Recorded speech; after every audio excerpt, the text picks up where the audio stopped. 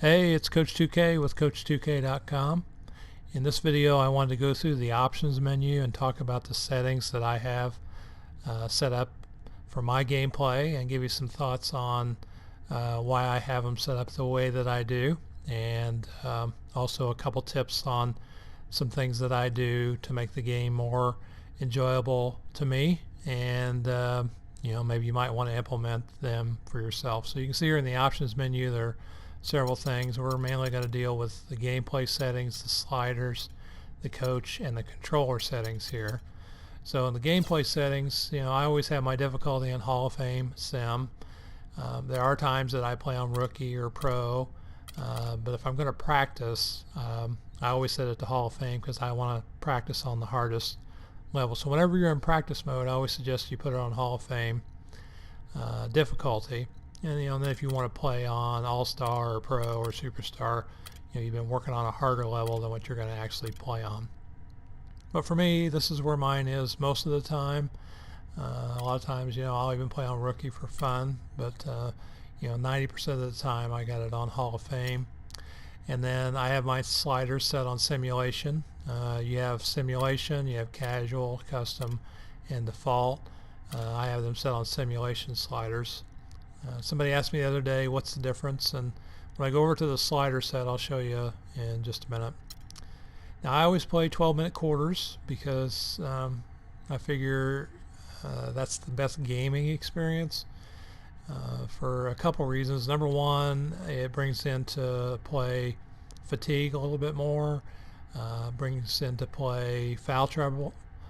So if somebody gets into foul trouble, they can't, if you're playing a 6-minute game, then foul trouble really is never a factor unless you just are constantly reaching. But in a 12-minute game, it can be a factor because it's, especially if you go into overtime. And I think having to deal with subbing because guys get tired and having to deal with foul trouble makes the quarter length at 12 minutes even better. I actually think the 12-minute game flows a little bit better because, the way the game works, you got a chance to make a run. And I used to always hate playing quick match in 5-minute quarters because somebody could just jump on you and you wouldn't have any time really to get yourself back into the game. Now I have fatigue on because I think during the game fatigue is important. I leave injuries on usually, unless you're in my GM or something. That's usually not a big factor. Now I do use user timing for both shooting and for free throws. I do that because it makes each player unique. If you want to use real player percentage, it's always been my opinion that just is basically a little CPU assistance, in that every player you shoot with is just basically you shoot the same way. Where if you use user timing, then every player is going to be unique to his own shot release. Different shot releases, that's a whole other topic because some people are easy to shoot with and some are harder. And if your player's assigned a really easy release, then it's going to be a lot easier to be successful with him. But all that being said, I like user timing because it adds a little bit more of a bit of realism to the game because everybody is a little bit different to shoot with. I leave game speed and free throw difficulty on at 50. If I'm recording a game and I want to see some replays, I leave these on often, and I put the ball handler text to name. Now I have the shot meter, the shot feedback, the rhythm icons, the pick and roll overlay. I shut those off. I didn't do that until this year, so we had a discussion a while back with some of the guys that I play, and ultimately I just decided to turn off all assistance or feedback, I should say. I look at these as feedback and not necessarily computer assistance like defensive assistance or box out assistance. So, whether you have these on or you have them off, I don't think it really matters as far as gameplay. It's just personal preference for now. I like to play without any of the feedback on. One thing that I do that I've recently done is I've changed my audio presentation where I turn the PA volume off, and I turn that off because that keeps the music from, I've turned my soundtrack off, and this keeps it from playing during timeouts. That way if I want to put the game on YouTube or broadcast it over Twitch, I won't get a copyright notice.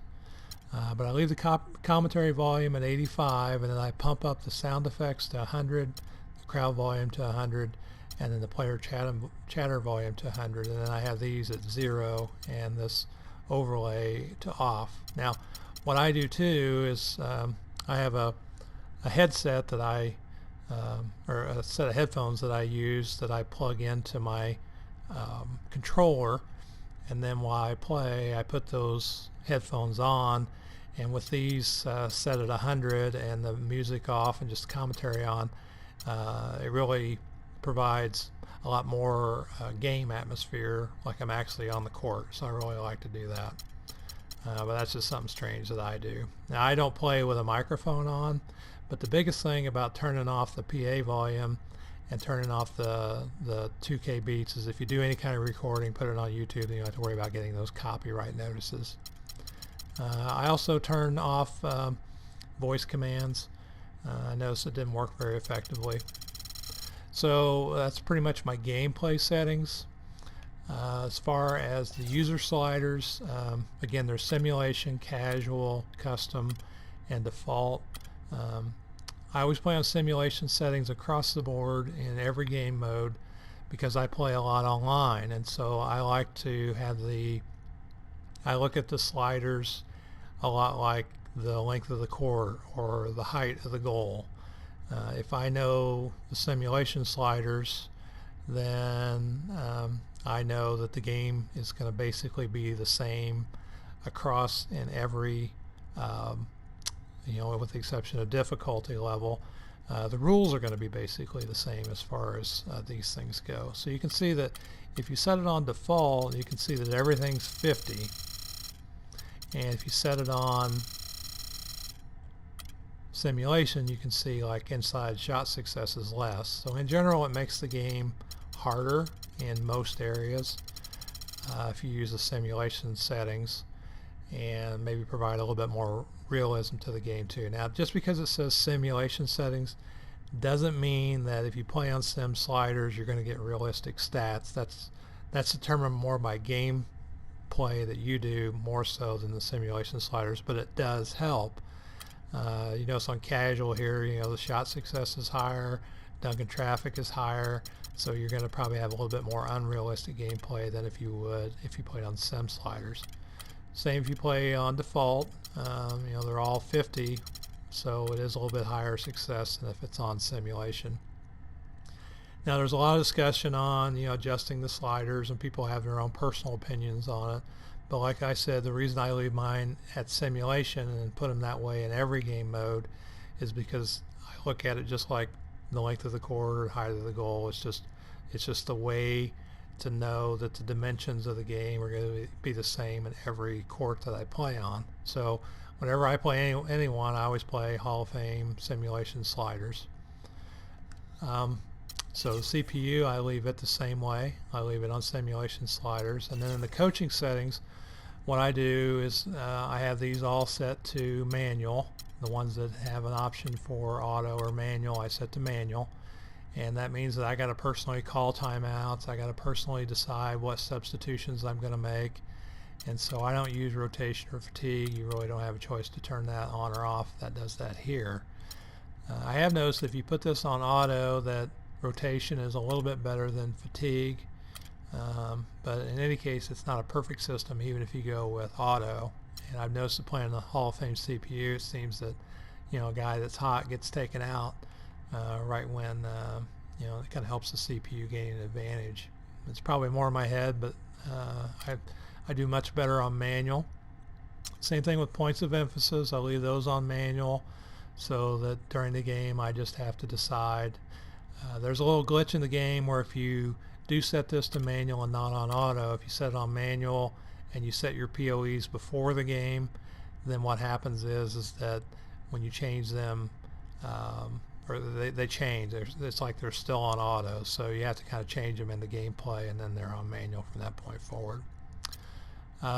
Play vision, I turned it off. I've been playing without this along with any other feedback for a while now.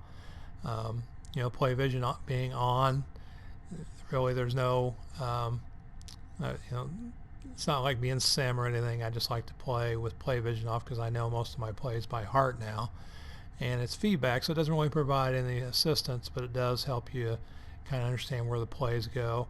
But once you get comfortable with play vision off, it's a little bit more realistic to kind of see, okay, where's everybody going to be going. So with this off, this doesn't really matter. I leave the play call messages on to confirm I called the right play, and I leave these on manual. And I've been leaving this on auto because it's really difficult to foul manually in late game situations. So what I do, I just leave that on auto, and then defense, I leave that on manual too, because I play man-to-man the whole game and I don't want it to switch out by mistake. So those are the coach settings. Now in the controller settings, what I do is, occasionally I'll play on player lock if I'm practicing, like if I just want to practice playing the point guard spot for my team to get to know like George Hill or anybody who might play in the point guard spot or any of the positions for that matter. It's a lot like playing Create a Legend. You can play from one spot, but the only thing is that whoever's in at center, even when you sub, you play every person at that position, not just one player. But there's some benefits to doing that when you want to practice, and I do that quite often. I'll go in and just want to work with one player and get to know that player better. But in general, this is always on none. And then the vibration, I always have that on. I go default pro stick, and I have these settings on absolute, and then I have my feedback on the off position. And again, these, this feedback being on, really it's not a huge advantage in gameplay to have it on or off. It's just more of what you want to have on the screen.